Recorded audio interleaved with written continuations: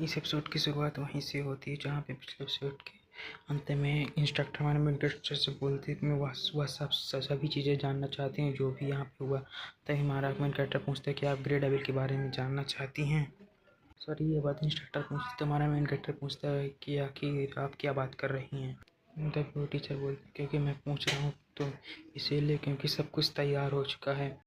तभी इंस्ट्रक्टर हमारे main character से पूछती है, स्टूडेंट दाऊद क्या तुम सच में डेविल के साथ इन्वॉल्व हो चुके हो। इसके बाद हमें एलिनोर को दिखाया जाता है जो कि हॉस्पिटल में होती है। तभी उसके कोई बोलता है क्या ट्रांसफ्यूज़न रेडी है, तभी कोई बोलता है अभी नहीं लेकिन यह कुछ ही देर में तैयार हो जाएगा। तभी कोई बोलता है कि एलिनोर की जो बीट्स हैं वह 1 मिनट में 50 से कम हैं। तभी हमें किसी की आवाज़ सुनाई देती है जो कि बोलता है कि आखिर प्रीस्ट इतनी देर से क्यों बात कर रहा है। इसके बाद हमें कुछ समय बाद का सीन दिखाया जाता है जहाँ पे हमारा मेन कैरेक्टर और एकेडमी की डीन एक डॉर्मेट्री में आ चुके होते हैं। तभी वो डीन हमारे मेन कैरेक्टर से बोलती है कि जो ग्रे डेविल है उसकी पावर्स में एक इरोजन टाइप की पावर होती है और यह पावर वहीं पर थी जहाँ पर तुम फाइट कर रहे थे उस मॉन्स्टर के साथ। इसमें कुछ चीज़ें और होली किंगडम जरूर नहीं है, बहुत ही ज़्यादा इंटरेस्टेड होंगे। तुम एक टारगेट बन चुके हैं जिसके बारे में हर कोई जानना चाहेगा। तभी डीन हमारे मेन कैरेक्टर से पूछती है क्या तुम्हें पता थी कि तुमने आखिर कितना सीरियस कांड कर दिया है। तभी हमारा मेन कैरेक्टर डीन की बात सुनकर बोलता है कि मैंने बहुत पहले ही एक्स्ट्रा बैकग्राउंड का यूज करना बंद कर दिया है, स्पेशली इस तरह की सिचुएशन में जहाँ ग्रे डेविल जैसा मॉन्स्टर इन्वॉल्व हो। तभी हमारा मेन कैरेक्टर बोलता है कि मैं लकी था जो मैं वहाँ पर ग्रे डेविल की पावर्स को संभाल पाया, नहीं तो मैं मारा जाता वहाँ पे। अभी तक के पेंडेनियम के रूलर्स में सबसे ज़्यादा स्ट्रॉन्ग ग्रे डेविल ही था। तभी हमारा मेन कैरेक्टर डीन की आवाज़ सुनकर सोचता है कि जैसा कि मैंने सोचा था, यह स्टूडेंट स्कूल की काउंसिल प्रेसिडेंट को अपने वेसल के रूप में यूज कर रहा है। तभी हमारा मेन कैरेक्टर हेड मास्टर से पूछता है कि डीन क्या आप इस चीज़ को पहले से जानते थे। तभी वो डीन जो होती है हमारे मेन कैरेक्टर अपनी तरफ खींचते हुए बोलती है कि तुम मुझे इसके लिए माफ़ करना। तभी डीन हमारे मेन कैरेक्टर से बोलती है सबसे पहले स्कूल की तरफ से लड़ने के लिए शुक्रिया, और तुमने साथ ही में एलिनोर की भी जान बचाई उसके लिए भी दाऊद तुम्हारा बहुत बहुत ज़्यादा थैंक यू। तभी वो डीन हमारे मेन कैरेक्टर को पकड़ कर अपनी तरफ खींच लेती है और हमारे मेन कैरेक्टर से बोलती है तुम बस थोड़ा रिलैक्स कर लो। और वो हमारे मेन कैरेक्टर से को खींचते हुए बोलती है मेरी तरफ ध्यान से देखो, जो मैं बोलने जा रही हूँ वो बहुत ही ज़्यादा कॉन्फिडेंशियल बात है और इस चीज़ को अच्छे से सुनना और तुम इस चीज़ को कभी भी किसी को नहीं बता सकते हो।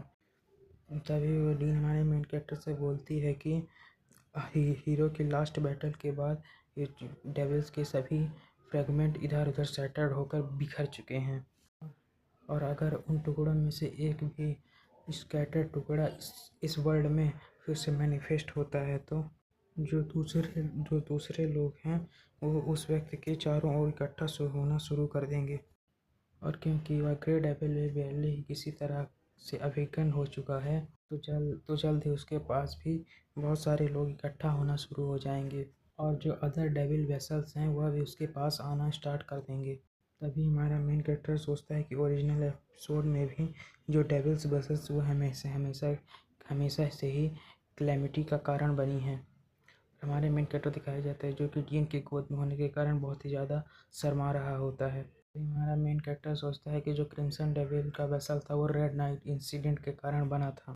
यह एक बहुत ही बड़ी ट्रेजेडी थी जिसने एलिया के पूरे परिवार को ही घेर लिया था और इन सभी डेविल वेसल्स को नॉर्मली ही रैंडमली कहीं पर भी भेज दिया गया था और केवल एलिया और एलिनोर को भी रैंडमली ही कहीं पर भेजा नहीं गया था, बाकी सभी वेसल्स को कहीं ना कहीं असाइन कर दिया गया था जाने के लिए। तभी हमारा सेम प्रेजेंट टाइम पे जाता है जहाँ पे डीन हमारे मीटर से बोलती है जो होली किंगडम का इंटेलिजेंस सिस्टम है बहुत ही ज़्यादा कमाल का है और एलिनोर उनमें से ही एक डेविल वेसल जिन्हें पहले ही शॉर्ट लिस्टेड कर लिया गया है और एलिनोर भी उनमें से एक ही है। डीन हमारे मेन कैरेक्टर से बोलती हैं कि मैं उन सभी डेविल वेसल्स को स्कूल के अंदर गैदर करने की पूरी कोशिश कर रही हूँ, लेकिन तभी वो बोलती है कि उम्मीदवार उन कैंडिडेट्स को चुनना और गैदर करना बहुत ही ज़्यादा ऑनेस्ट और बहुत ही ज़्यादा इम्प्रेसिव होने वाला है और उन जैसे ख़तरनाक लोगों को एक जगह पर रखना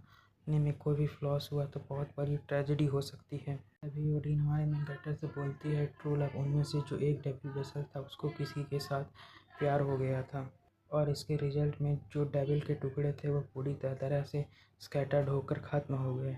और वो बोलती है कि उस लव ने उस डिस्ट्रक्शन ऑफ सीड को पूरी तरह से ख़त्म कर दिया था। तभी डीन हमारे मेन कैरेक्टर से बोलती है वैसे मुझसे से कोई लेना देना नहीं है, लेकिन यह एक क्लासिक कहानी है। शायद से जो ग्रे डेविल की वेसल है वो आपको पसंद भी करती है। और डीन के इतना कहते ही हमारे मेन कैरेक्टर के दिमाग की बत्ती चलती है कि आखिर डीन इतने देर से क्या करने की कोशिश कर रहे थे। तभी हमारा मेन कैरेक्टर बोलता है नहीं नहीं नहीं डीन, आप आखिर कहना क्या चाहती हो। डीन बोलते हैं कि मैंने सब कुछ दूर से देख लिया था, उसकी पावर को यूज़ करके तुम्हारे सभी घाव की बातें ही उस ग्रे डेविल ने बहुत ही अच्छे तरीके से खुश होकर तालियां बजाने लगी थी और साथ ही में बहुत ज़्यादा हैप्पी भी थी। और शायद ऐसा इसीलिए क्योंकि तुम उसे देखने में बहुत ही ज़्यादा अच्छे लगे और गुड लुकिंग लगे थे। तभी डीन बोलते कि कारण जो भी हो, लेकिन यह एक मुख्य की पॉइंट है और आपके प्रति जो ग्रे डेविल का फ्रेंडली नेचर है वह बहुत ही ज़्यादा अजीब है। तभी डीन हमारे मेन कैरेक्टर से बोलते हैं तुम्हारा जो जजमेंट नॉलेज और एग्जीक्यूशन था वह मैंने बहुत सारे समय से तुम्हारे ऊपर ध्यान दिया है। तभी हमारा मेन कैरेक्टर डीन से पूछता है मैं आपसे सिंसियरली पूछ रहा हूँ। तभी डीन हमारे मेन कैरेक्टर से बोलते हैं कि तुम अपनी सेडिक्शन टेक्निक को सभी डेविल वेसल्स पर अप्लाई करो। और इतना सुनते ही हमारे मेन कैरेक्टर के जो गोटे होते हैं मुंह में आ चुके होते हैं। और यहीं पे हमारा एपिसोड खत्म हो जाता है। अगर वीडियो अच्छी लगी तो लाइक कमेंट सब्सक्राइब जरूर करें और अगले वीडियो के लिए वेट करें। Thanks for watching. 君の虜になってしまえばきっと